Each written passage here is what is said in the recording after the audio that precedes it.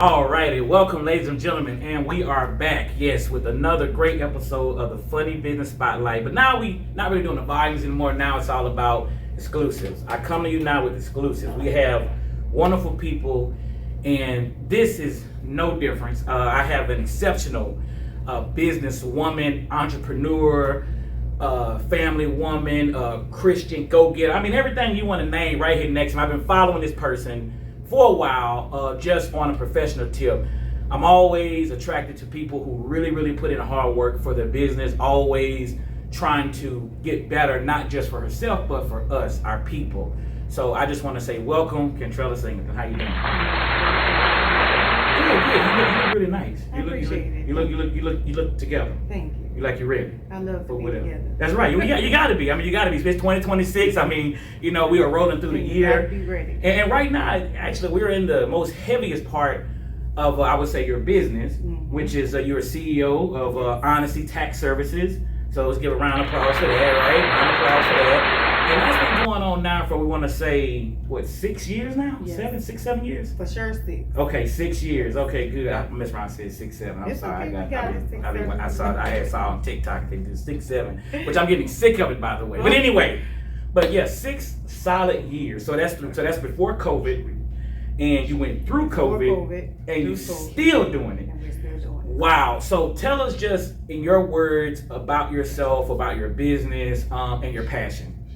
So my business got started before COVID. It's been through its ringer. You know, we start off doing different things and, you know, figuring out what we like, what we don't like, and navigating the waters. I kind of hit it, stuck with it, learned the business inside and out. Yes.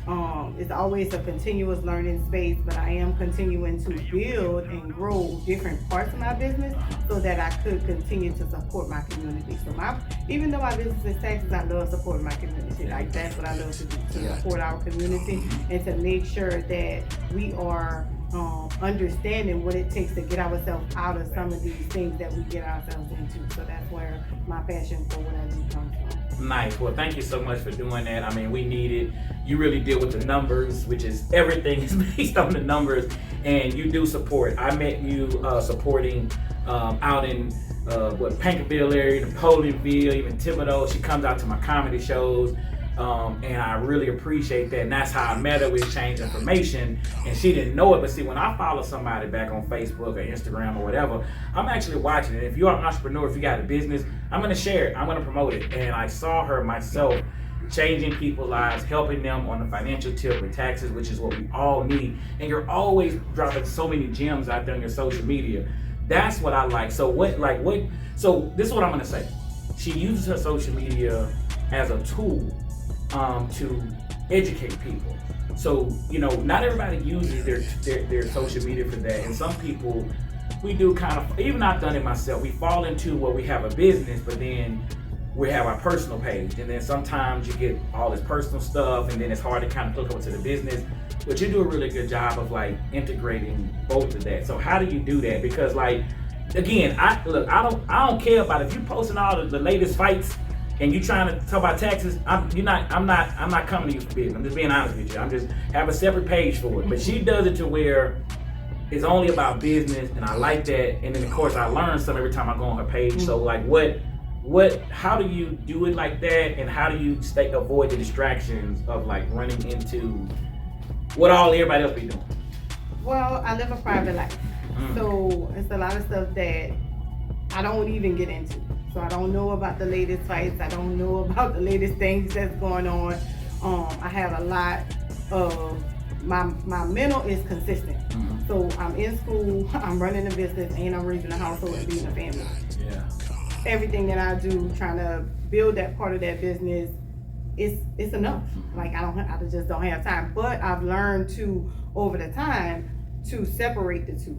So if I'm gonna post about the personal things, my family, you know, my children, is the way you can do it. Yeah. You know, I don't post my children alive, but I've learned to that when I do want to post them, it's a way that you can do it, and it can still look professional. I can put my kids on there and have a post about my business. Yeah. You know, because it kind of intertwines. Because what we're doing is raising our families off of this. Right. So, you know, that's the first part of it. The second part of it is, how do I find ways to give I think that's kind of what your question is. How do I find ways to give more information and continue to use my platform to feed our community? Well, I have to take a look at myself and what I go through financially, what I've been through financially, some issues that we have that we're not putting to the forefront, that we know better. Right. So a lot of times entrepreneurs are gonna come in and tell you, okay, it's tax time, go spend your money on this, go spend your money on that. Right. But what we're not doing is, okay, use what we have already. You know, the latest thing that I've been talking about was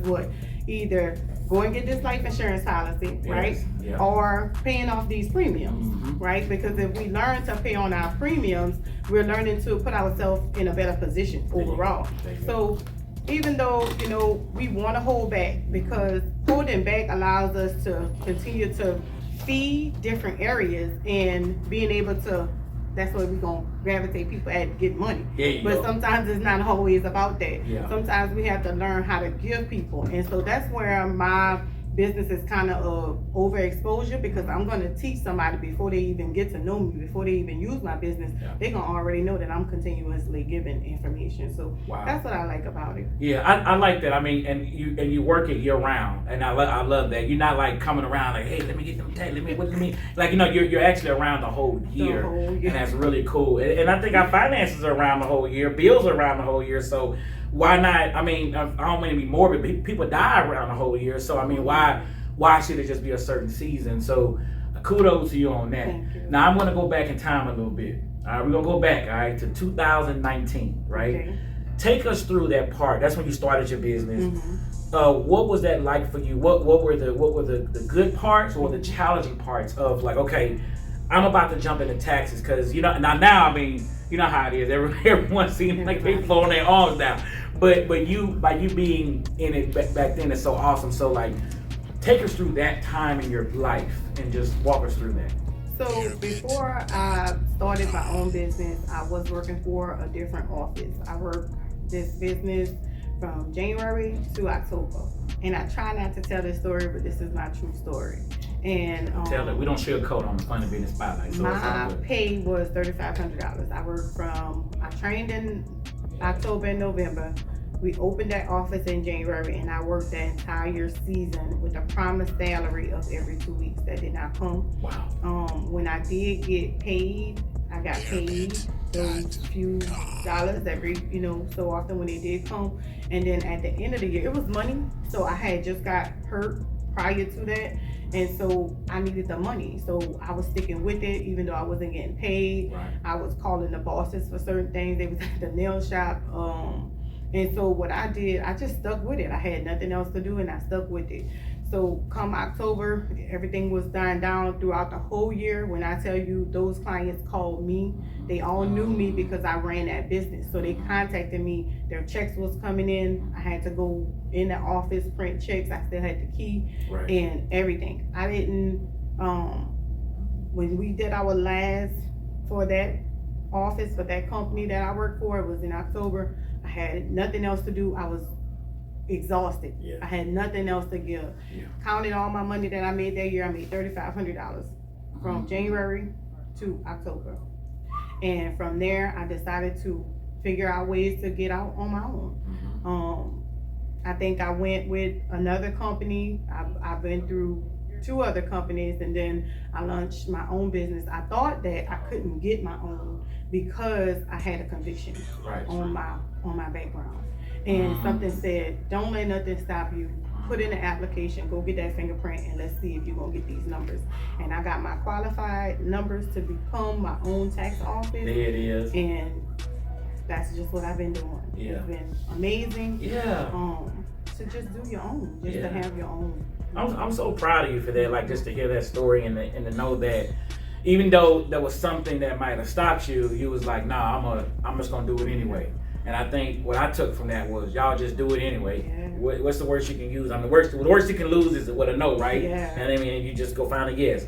So that's awesome for like sharing that with me and everything. So that's all right. Well, again, I thank you so much for sharing all that you shared about your business. And how did the name come up? Honesty Tax Services. And I would think that name would be like taken, but it's not, like, clearly, because you got it. But Honesty Tax, honesty. Wow. Like, you know what I'm saying? Like, so Where did that come from, and how did you come up with that name for your business? So I went through a series of names. Like, I mean, of course, everybody want to pick their own name or their initials or half of their name. Yeah. I could have chose all of that. I prayed on it. That's the last one that kind of stuck with me, and I went with it. So that's it. That's it. Yeah. So if you had to have do you have a mascot for it? You ever thought about that? You should get a mascot. I don't know, like I'm thinking like a bee, like a busy bee or something, but like honesty, but like I always joke with people because I actually do like business consulting as well, but I do it more for like the entertainment side. So like I have like a bit of sales and kind of marketing background a little bit, but I always talk about like like a mascot or like a little animation, just something a little different. Just because when you look at something like I also have a background in finance, but it's like when you're dealing with numbers all the time, it can get kind of mundane or kind of whatever. So sometimes, when you have a mascot or something, oh, what is that? But it's just something I would just kind of mess with you about. So, so nice. You never know. Yeah. I'll be sitting like a proud uncle, like, she did it if you do it. So, but it's your business. So, yeah. So now, what all does your business include? I know it includes tax services. What all, I heard you mention about insurance. What all do you just under your roof? My entire business is taxes. I do taxes year round. The reason that I do taxes year round is a good question. It's because I don't only do tax refunds, and that's why you see me all year. When I tell you I deal with helping people in different areas of taxes where the IRS is not going to help them. They're going to call them, they're going to tell them something happened, they're going to audit them from 3 years back, and they're going to be sitting there stuck not knowing what to do, and then they looking for whomever may have helped them, and they're not there because they do have full-time jobs. This is seasonal. Me, I'm in it all year because I'm helping with the tax issues, the levies, the liens, the wage garnishments, the suspended license is where they come in at first. Once somebody's having a suspended license, they're calling whomever, they're calling, different departments. No one's there really helping them. And so what I do is I come in, get a power of attorney over their account, assess the entire situation, tell them what's going on, because it's hard to kind of understand what's in those letters, and then half of the time, nobody knows what the IRS department is really saying. So to relay that information back, so me having firsthand ability to go in, talk to the IRS, see what's going on, and be able to relay that back to the client on how to get their license unsuspended would be the first thing that they're coming in for, or to help them unfreeze their bank account is where I kind of find my niche at in it, and so I like it. Yeah. No, I can tell. I can hear the passion of it, and I can tell that you take your time with each client. So like go into that a little bit for us. Like I know, like how do you see your clients, and what would you feel you give them other than maybe what somebody else may not give? What's the Kantrella touch, if I have to? So the touch is you personally dealing with me, and I'm gonna sit in kind of like your therapist, and I'm gonna listen at the entire story. I want to hear everything that's going on. So once they give me everything that's going on, I'm gonna assess it. I'm gonna say, give me some time. I'm gonna dig into it, but I need you to do this.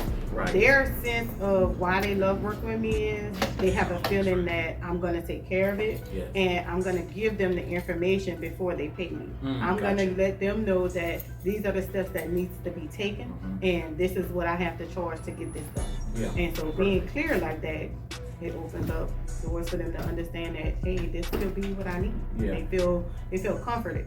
That's what I was about to say. Like I really feel I feel the same kind of comfort, and honestly, like that's what I recommend, because it's all about comfort. You're not comfort. It has to go together. You got to feel comfortable about your decisions you're making, and the fact that you're doing it year round. So you're helping out self-employed people. You're helping out all kind of business. Right now, we're in more of a self-employed ran place in the barbershop, shout out to Uppercuts Barbershop, and like him, myself, I don't do my taxes like a regular person. My taxes are not done just like on the refunds. I might have to do an extension. I might have to look down until the latter part of the year and do something and whatever. So I like the fact that you dive into that, because when people see tax, they don't think a refund, but it's so much more to the game than that. So, and you work with everybody. So nobody gets turned away. Everybody works, and that's how it goes. So good. So now you're in year 6. What has been your goal so far for this year, and what are you looking forward to do for this year, just specifically?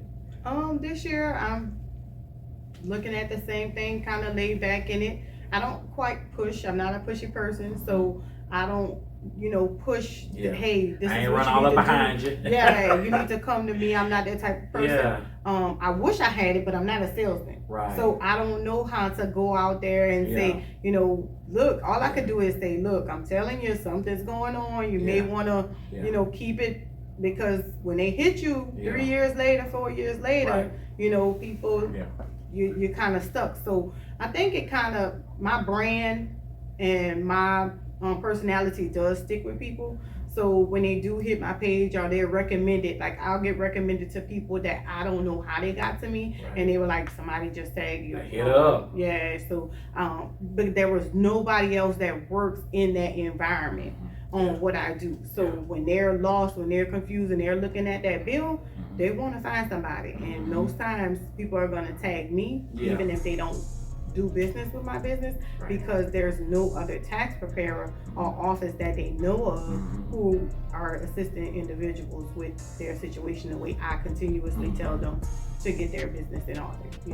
We're coming up against a lot of disparities in our community, and so to break that cycle, we have to have somebody who's sitting there telling us the truth and getting us out of these bad situations. And that's what I was going to ask too. Like, I mean, I know, like, right now, like, what do you see some of the most trends of what we're doing, the mistakes that we're making? If you just had to like pinpoint, if you could just point out anything that's like we're getting, because I know there's newer ways now that we can like, there's other ways that people are making income now. There's other stuff, like for example, a couple years ago, someone did I think it was a mortgage loan through they use OnlyFans, and one of them used like DoorDash, because like these have become like viable source of income that sometimes you can use and they get returns on and stuff. So like, but that's just kind of getting out as far as the income part. But just, I mean, as far as just with, do you see a particular mistake or what do you see like we're running into that we can maybe avoid, or if anything, just what trends do you see? The only thing that I know of is the continuous following of the hype. And that has been a continuous thing in our community for a long time. Everything that glitters is not gold. I mean, I know it's a saying that we hear often, but it is the truth, because that's what people follow. They think, this one's going to be able to give me more back. And that one little extra $1,000 that they're throwing your information could have you facing a $5,000 fine. 4 or 5 years. And if anything, I've seen, especially this year, I've seen some crackers down. So I've seen it going in the community, not just around where have your stuff together, because it might seem like everything going good, and they've been kicking those in, they've been putting you all over, and that's the thing. It's like now they really are hit. They're hard. Like everything is now in the media, so they have your business out there now. It ain't like how it used to be where something happened and it's kind of swept on the rug. Now it's like everybody knows. So do good business. Get good people like you see next to me that I trust. You guys should trust as well, and then do your research. That's all I was to say. Always do your research. Now we're gonna dive into some other stuff. We're gonna dive into. We talked about the business on, and now we're gonna talk about you as a person, as a woman, as just this amazing figure. Man, what's that like? I mean, what do you like as a person? You'd say, like, what do you like as like? All right, I ain't got the calculator in front of me today. I'm just, hanging out. What do you like just person-wise, if you had to break it down? What are some things you like? I love to do a lot of stuff, so I'm never not busy. But what do I like to do? I like to hang out and be creative. So there it is. At home, I am working on some umbrellas.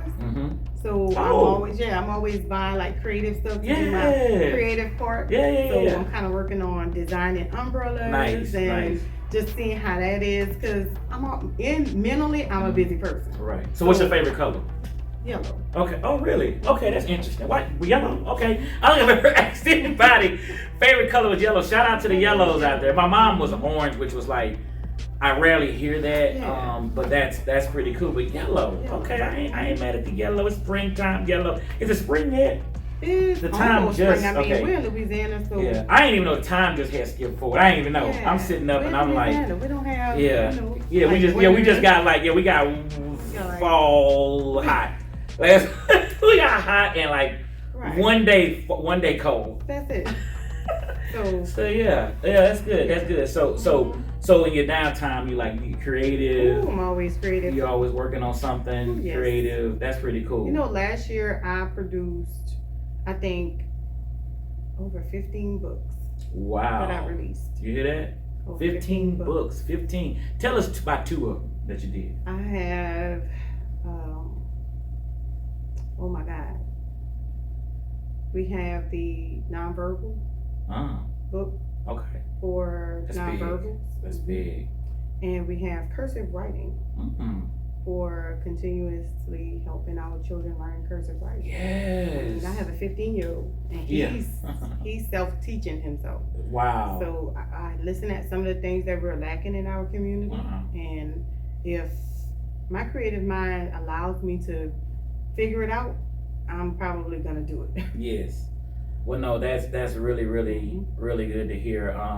Again, I just definitely want to sit down with. I want to know more about you because, you know, when you're dealing with business, a lot of times people see the business side, but I also want them to see you as a person. So, tell us about your family life. Like, what's that like for you? I mean, you got some little ones, right? You got a 15-year-old son. Little ones and big ones. You got big. Okay, what's your oldest? My oldest is 21. My oldest is. You got a whole citizen out here. 24. I have adult children. Yeah. So the oldest is 24, and then I have the 21.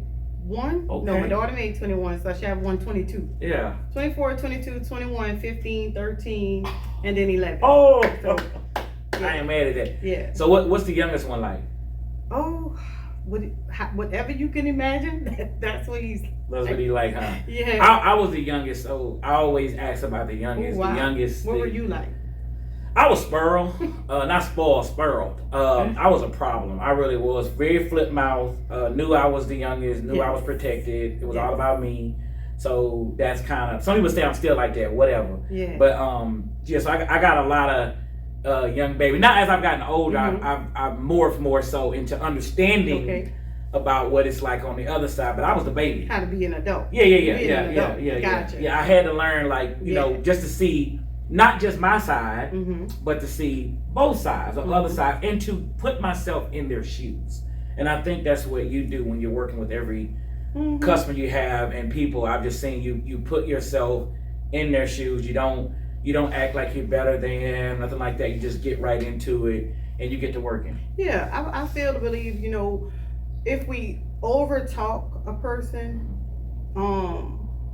we're creating a space where that reality is not really there. And people look at, you know, okay, this is new information. They'll jump on it, and we're spending thousands of dollars of going down a rabbit hole when there are things that we could just be doing to put ourselves in a better position, like paying a premium. Wow, there you go. Not with mortgage loans and stuff. Yeah. So my passion comes from the hurt that I've seen in our community. Yes, absolutely. You can see it in real time, and that's why I want you guys to make sure you follow her. We'll have all the information to here, so you'll definitely be able to see how to get in touch with her, how to contact her. And if you don't do nothing else, just follow her, because honestly, there's things that you see that you learn that is really cool. And, you know, just to go back to what I was saying, I'm not trying to knock anybody who, if you post fights, I mean, if that's what you do, you know, it's your social media to do so. It's just that I like to see, if you're in business for that, I want to see your business for that thing. I don't want to see about other stuff.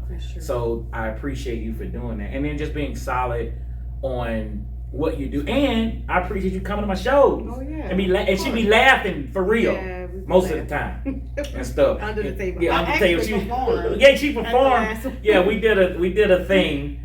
And you sang, right? I did. You sang, and I was trying to get you to rap, I think. I was trying to get you to freestyle. Maybe next time. He was trying to drop a hot 16 right quick. You know, I'll freestyle in a second. No, I ain't going to do it right now. Go right there. No. Go right there. But thank you again. So, in closing, what would you like to share? Anything else you want to say or speak about that I may have missed? I mean, because I be missing stuff, too. No yes, problem. I do. I got you. Yes. So, I also at the end of the year in October, I do my domestic violence awareness.